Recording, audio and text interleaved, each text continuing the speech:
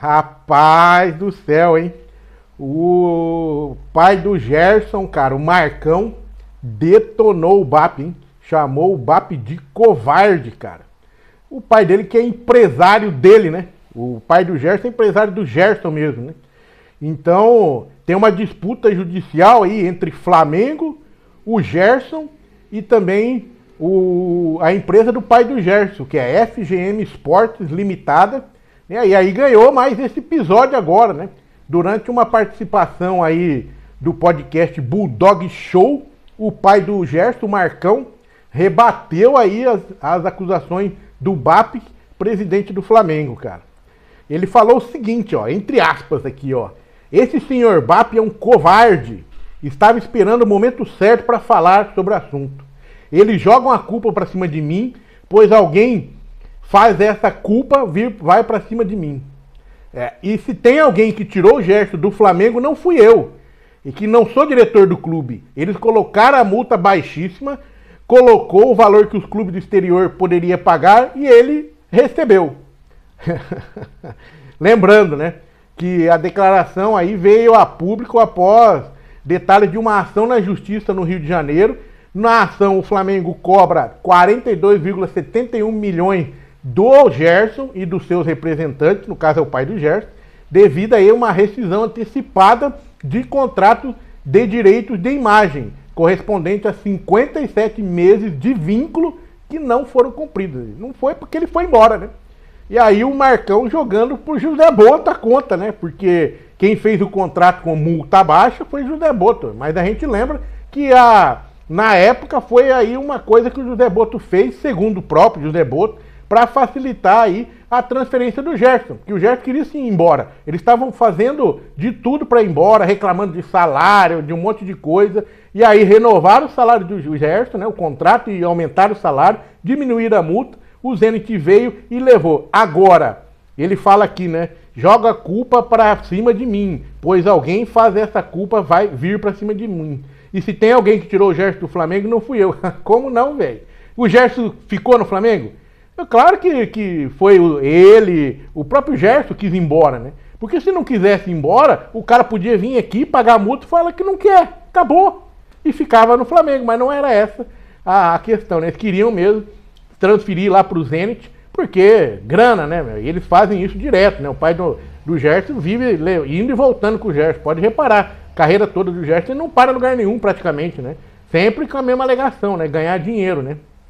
E aí o Flamengo ainda acusou que o Gerson agiu de forma ilícita porque assinou um contrato em junho de 2025 com o Zenit, né, antes de formalizar o pedido de rescisão no Brasil, né, no dia 3 de julho daquele mesmo ano de 2025. Ou seja, o Gerson já assinou o contrato antes de fechar. Né, tinha que primeiro comunicar ao Flamengo que estava saindo para depois assinar o contrato com o Zenit. Mas todo mundo sabe que isso não aconteceu, né?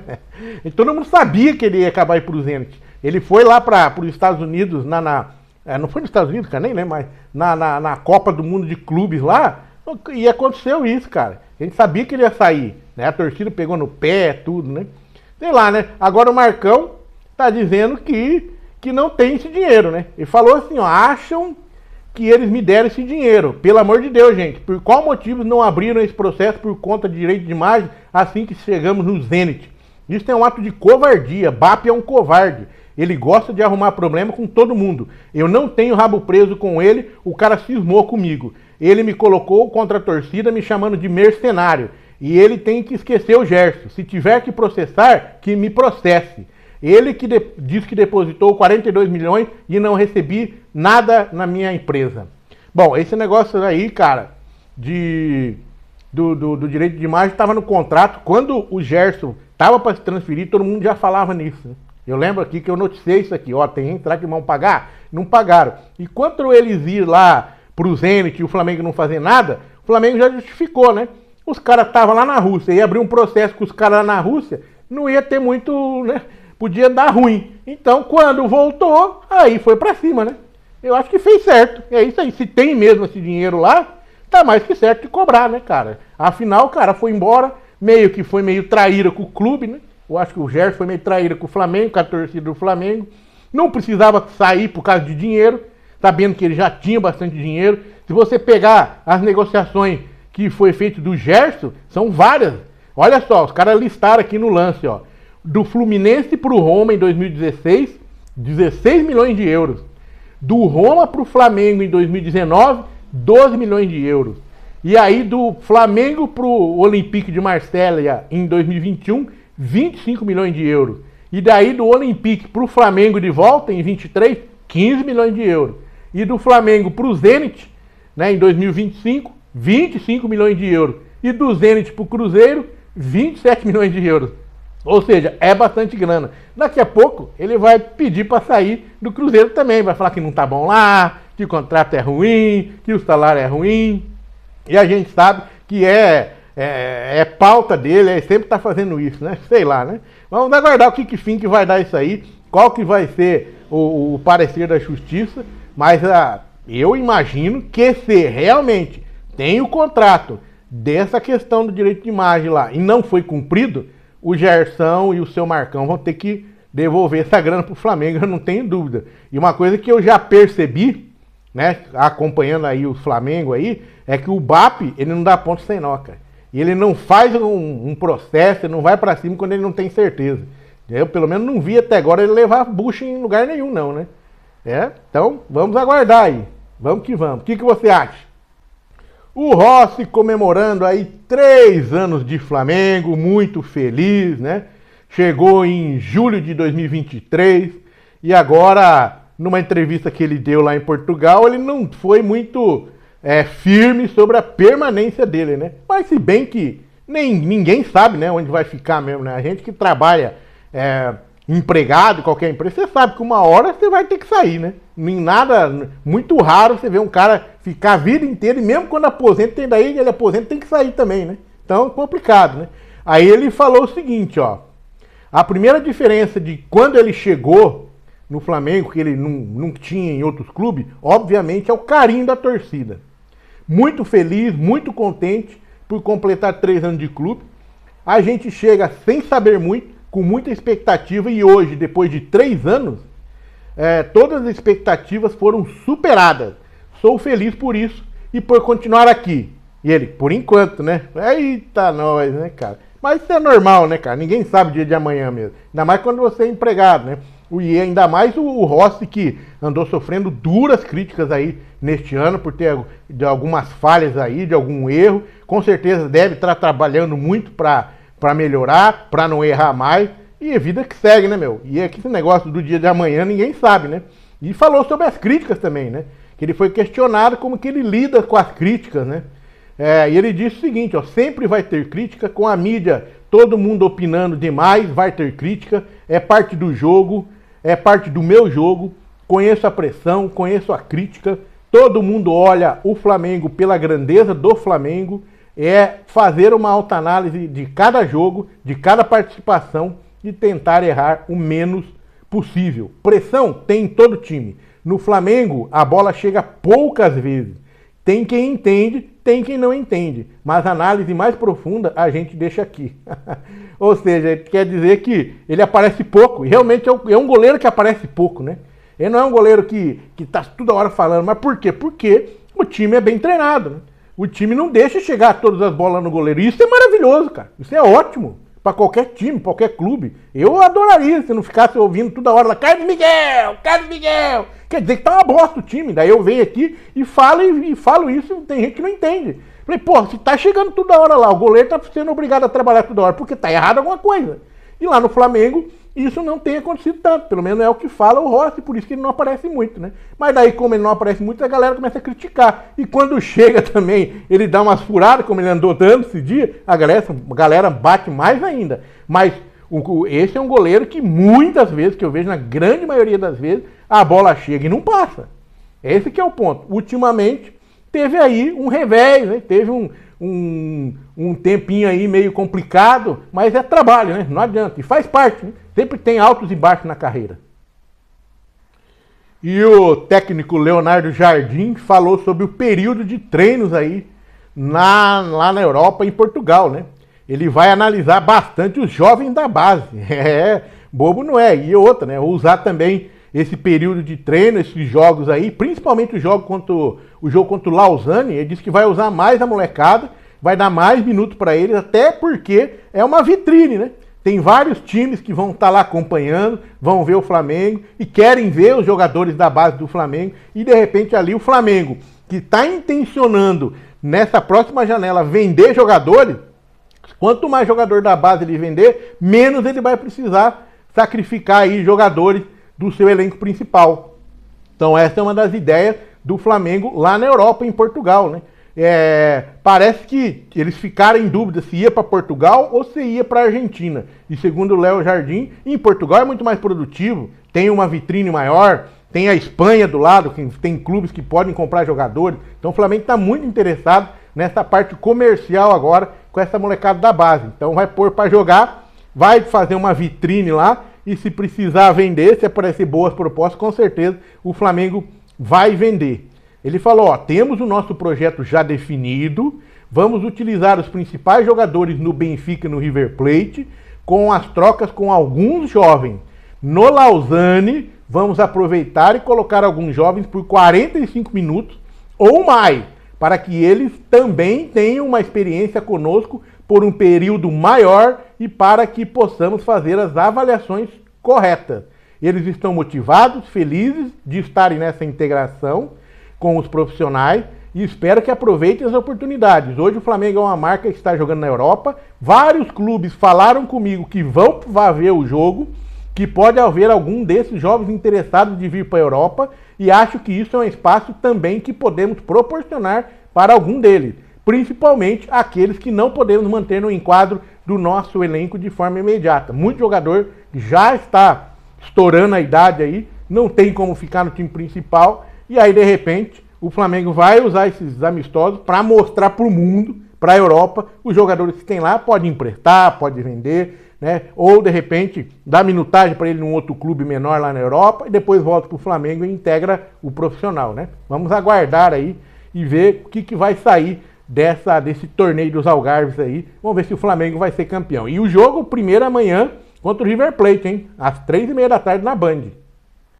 E lá no River Plate, o Flamengo pode encontrar lá com o Lucas Beltrán, né, que é um jogador que o Flamengo tentou comprar lá na Europa e ele renegou, não quis vir para o Flamengo porque ele queria ficar na Europa, porém ele acabou assinando com o River Plate. Pois é, né? Ele foi anunciado aí como reforço do River, 25 anos, ele está emprestado pela Fiorentina. E o contrato até junho de 27 com o River Plate, né? Ele mudou suas prioridades no intervalo de uma temporada durante a janela de transferência do segundo semestre de 25, no ano passado. O Flamengo tentou convencer ele a voltar à América do Sul, mas à época ele priorizou permanência na Europa e foi emprestado pela Fiorentina ao Valência. Ele tem 25 anos e vai se juntar ao plantel do River Plate lá na Espanha, em Alicante, onde o time argentino realiza a intertemporada. O River será o adversário do Flamengo amanhã no Algarve, né? Às 3h30. E aí pelo Premiere, Sport TV, GETV vão transmitir o duelo também, além da Band, hein? Vão ter bastante jeito de assistir o jogo aí, né? Então o cara, você vê, né? Porque o River Plate, cara, ele exerce uma magia, um poderio sobre o jogador argentino que não é normal, cara. Eu já vi vários jogadores argentinos sendo entrevistados. Quando o River Plate fala assim, estou interessado em você, os caras brilham o olho, cara. O cara fica, nossa. Ele vê o River Plate como... Eu acho que eles acham que o River Plate é maior que o Flamengo até. Na cabeça deles é, porque eles são argentinos, né? Vai gostar do River Plate. Então o River Plate exerce essa magia nos caras lá. Então os caras têm a chance de jogar, às vezes o cara tá lá na Europa, ele volta e joga, cara. Quantos jogadores vieram pro River Plate aí, campeões do mundo da Argentina, porque tava o Galhardo lá, então, os caras, nossa, tem um orgulho, né?